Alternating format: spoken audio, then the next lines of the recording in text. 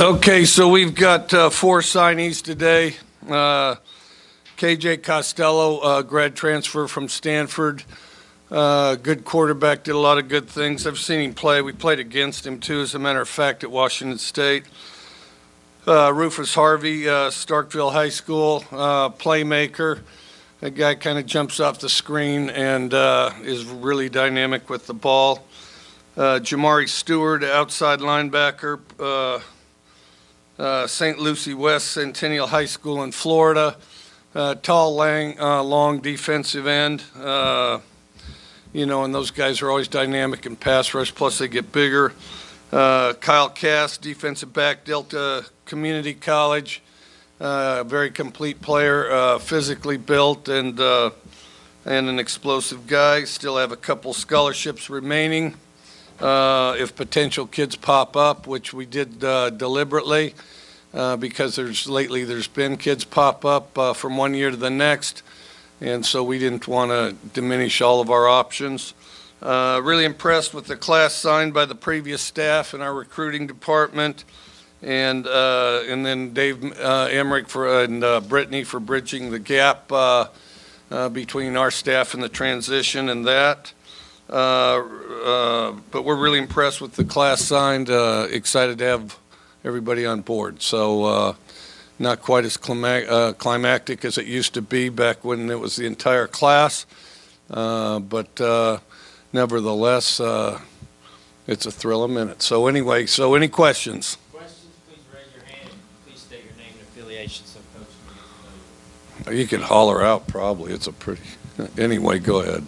Coach, Steve Robertson with genespage.com, 247 Sports. You had an opportunity to get out and have some in-home visits with some of those signees from December. Having a chance to go sit and visit with those guys, what were your impressions of those players?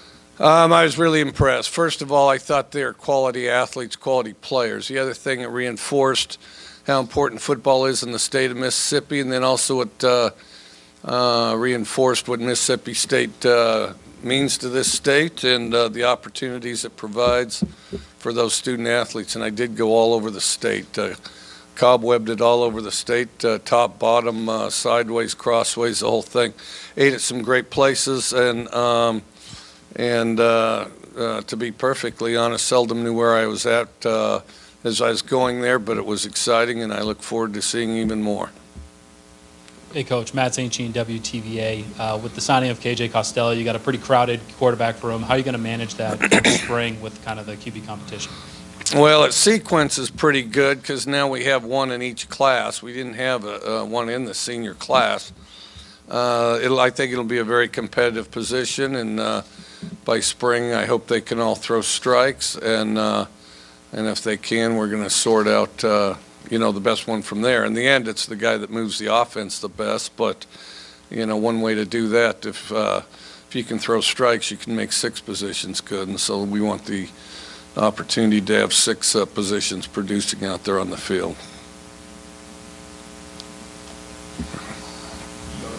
There, go ahead. Oh, yeah. Those microphones are handy, aren't they? I mean, I'm going to get one for my living room sometime. All right, go ahead. Paul Jones, 24/7 Sports. You mentioned KJ earlier on. Talk about that relationship, where it got started. Obviously, he was a guy that you probably had targeted when you were at Washington State. Well, once he went, once he got his release, went on the portal, we contacted him. We're very familiar with that high school. He went to Santa Margarita High School in Southern California, and I've had a number of players from there. I've had a center from there. I've had 2 receivers, and he was very good friends with Kyle Sweet, a receiver that recently graduated from our place, and then also I had a D lineman from there, and I'm probably leaving out 1 or 2 others, but we've really had good success with players from that school, and part of it is where he came from, and then I was familiar with him coming out of high school. And then, as I said, we played against him, and he was looking for a place where he'd have the chance to throw the ball more, and so we feel fortunate to have him. But then the dialogue kind of happened naturally. We already knew a bunch of the same people, including his head football coach, who I thought was a great coach. And so so it went, and yeah, so it was a good deal, and we're thrilled to have him. Joel Coleman, Starkville Daily News. Rufus Harvey from right down the road here at Starkville High. I think this was kind of an offer that he always kind of wanted, and of course he got it and signed with you guys today and things. What did you see from him upon your arrival here that made you want to bring Rufus Harvey over here? He's really good with the ball in his hands. I think that'd be the quickest way to describe it. Pretty complete player as far as being productive on special teams and on offense, and it's kind of like in some plays it'd be kind of inexplicable how it happened, but very productive with the ball in his hands. Hey, Mike, Tyler Horka with the Jackson Clarion Ledger. You mentioned having a quarterback from each class now. How important is it to have a guy like KJ who's a proven starter at a Power 5 program, and especially considering Mississippi State didn't have a guy last year with that kind of experience going into spring camp and then the season? I think it's beneficial really for everybody. I think it's beneficial for everybody. The other thing in those quarterback rooms, quarterbacks will learn something one from the other, and then they'll pick up the strong parts that one guy has. So I think that's beneficial, and I think it'll be a very competitive position. Hey, Mike, Ben Portnoy from the Columbus Commercial Dispatch. The last couple of years, you've obviously had success with graduate transfer quarterbacks, whether that's Anthony Gordon or Gardner Minshew. How much of that was a selling point for KJ, and when you got into that room and started talking to him about what he could do at Mississippi State? He was pretty familiar with what we did. We played against him twice, I believe. Yeah, 2 times, and so. He liked the way that we threw it, and of course always knew about 3 people on our team when it happened. So, and then the last time we played, we had kind of a nail biter with when Gardner Minshew was there. They went down and scored what they thought was the final touchdown, and then we had a heck of a drive and kicked a field goal to win it. But we were really quite familiar with one another. It's not, KJ's kind of a stranger, to Mississippi, but he really wasn't a stranger to most of our offensive staff. Obviously, you hadn't had a full recruiting cycle yet in Mississippi and in this region, but just your first impression of what you saw from the in-state kids in this class and your time spent around them, whether it be watching film or in-home visits?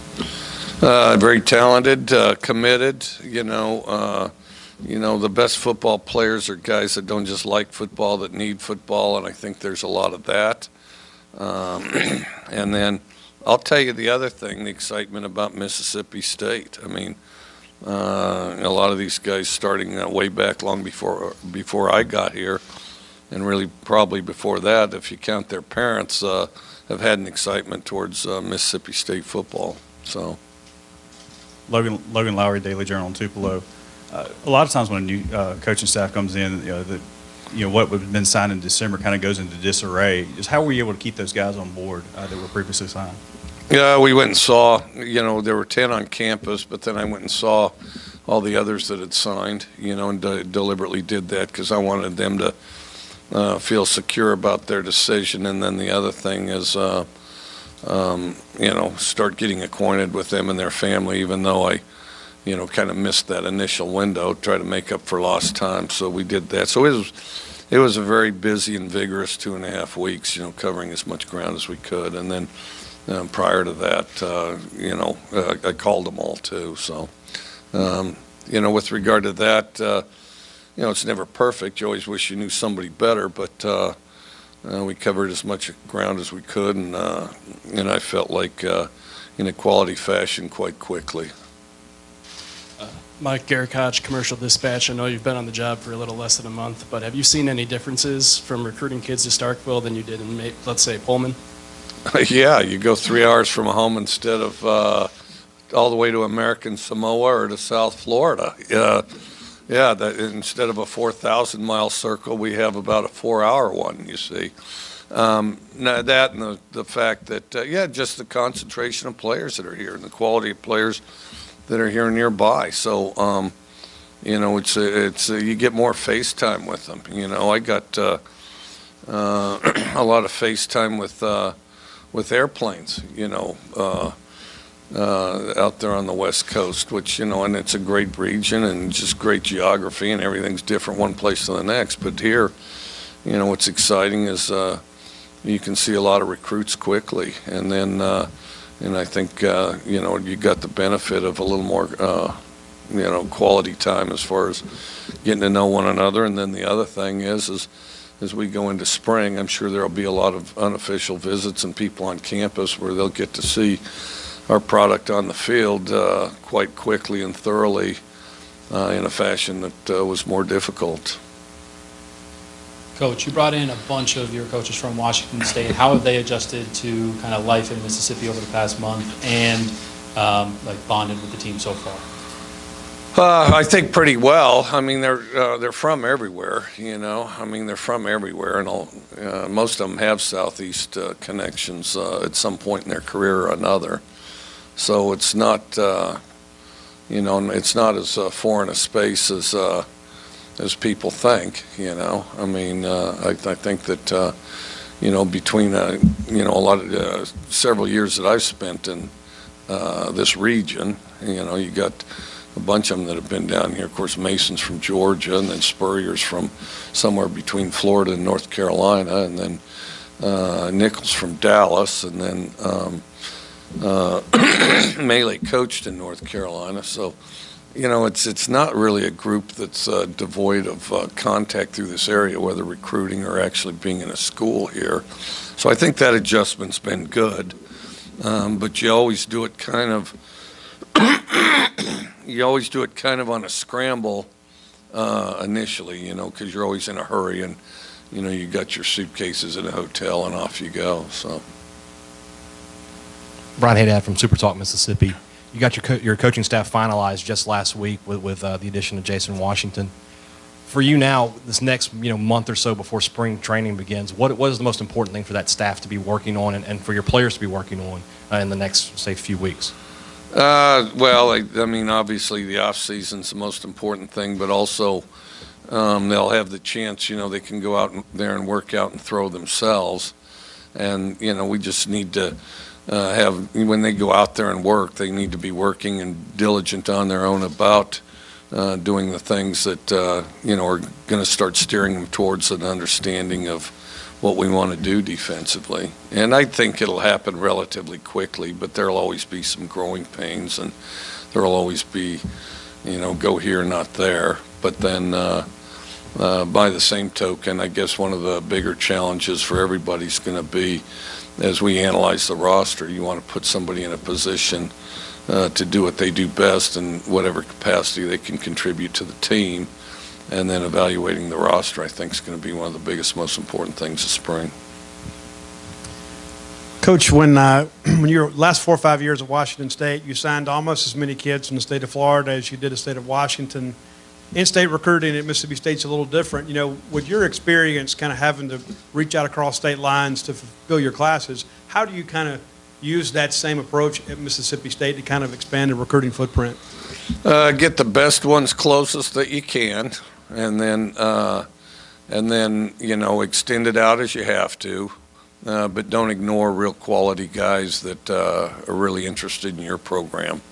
Sometimes a relative went there, sometimes a guy's just curious, sometimes someone really likes the major there, and that type of thing. But no matter where they're at, if they're really interested in you, I don't think you ignore them. But by the same token, I don't think you go pound the bricks any further than you need to. And in this state, the players in Mississippi have a real identity with Mississippi State. So I think you're, it's important to stay closer, because that's the smartest way to do it, because there's a lot of people here that are inclined to stay close to home. So.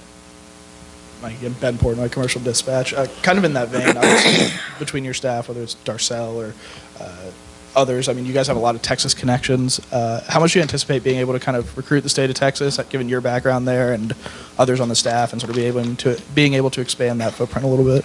Well, we're not going to ignore it, but of course we'll utilize the context to, uncover quality players, and and as they're interested in what we have going on, we'll sift through it and see who contributes to what we're looking for, and then of course you don't want to fly over the top of players to go get other players, any more than necessary. So. Joel Coleman, Starfield Daily News again.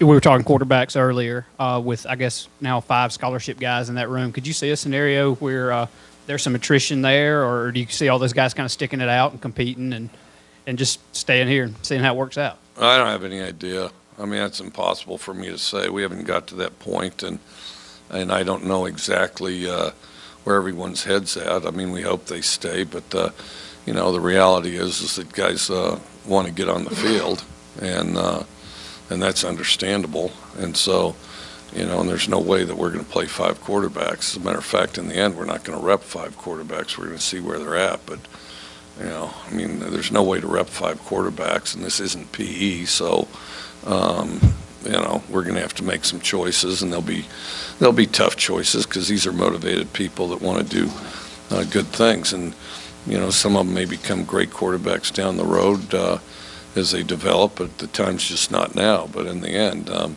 we're going to have to be pretty disciplined on settling on 2 guys, Mike, Garrett Koch, Commercial Dispatch again. Since we last talked to you, Kylan Hill decided to stay for his senior year. How critical is he going to be for that running back room and maybe the wisdom he can pass on to the younger running backs that you recruited?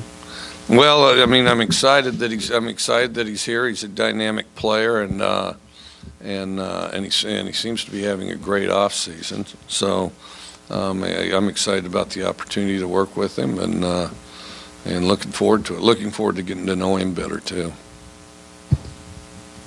You mentioned keeping a couple of scholarships open to see what might pop up. Is there any positions in particular where you're going to be looking at the transfer market?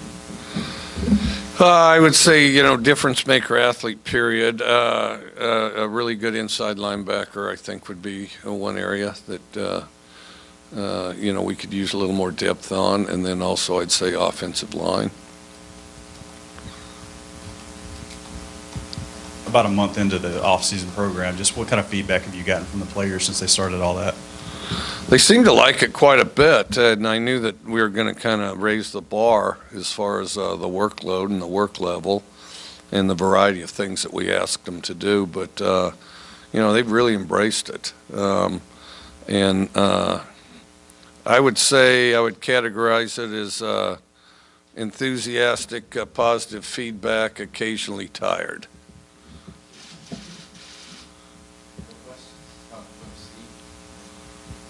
Coach Jeff, back to your conversations with KJ, having him have a personal relationship with Gardner as a competitor, would that factor in at all? I mean, him being a resource for him to kind of understand what the Mike Leach offensive system was about? Maybe, I don't know. The other thing is there were a number of players that played in that offense. River Craycraft, who, he played high school with, and Kyle Sweet, who he played high school with, who were receivers, so they would be right in the wheelhouse of what we were doing there. And so, I don't know per se. I mean, I think though at this point, Gardner's a great resource. Somebody to talk to that has a connection with the state of Mississippi, who's not so far off because his family comes through here. He's got a couple sisters going here, and to talk to, bounce ideas off, and I know Gardner would be very open to that. So, and he always is, and Gardner's crazy competitive. And so, I do think I think if it's not a good resource now, I think it'll evolve to be. Coach, you mentioned the quarterback game, and obviously a number of guys in there. In terms of past history, how have you kind of handled quarterback situations and in terms of quarterback competitions? And is that something that you'd like to come out of the spring with a starter, or is that something you're willing to wait till fall camp? I don't plan to come out of spring with the starter because I think you always compete for your position. So I do not plan to do that. I plan to figure out where everyone's at and, first teach them the offense, figure out where everyone's at. And as we figure out who's ahead, then we're going to have to channel the reps towards the guys that are ahead, and then go through spring like that. But we want to do the best we can to give them the knowledge and the skills to as they go for the next off-season after spring to develop those skills and compete at as high a level as they can again in camp, then check where they're at there, and then pare it down till you get to about 2. So we want to keep it competitive throughout, but then, you know, as you compete for reps and you perform better, then you're going to get more reps. And so, yeah, it'll be a challenge this spring, but and then, you know, if you're in, we'll have 2 skills going, so that'll help. You know, but if you give 5 guys even reps, you'll successfully make 5 people extremely average. So, and that's, you know, I mean, I'd love to do it, but I don't have. Well, first of all, there's the 20-hour rule, so I don't have that many.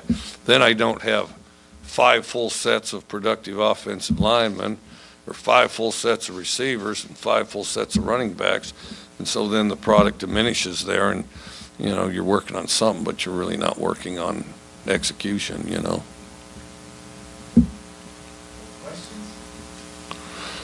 All right. I guess that's it. Before you guys think of another one. All right.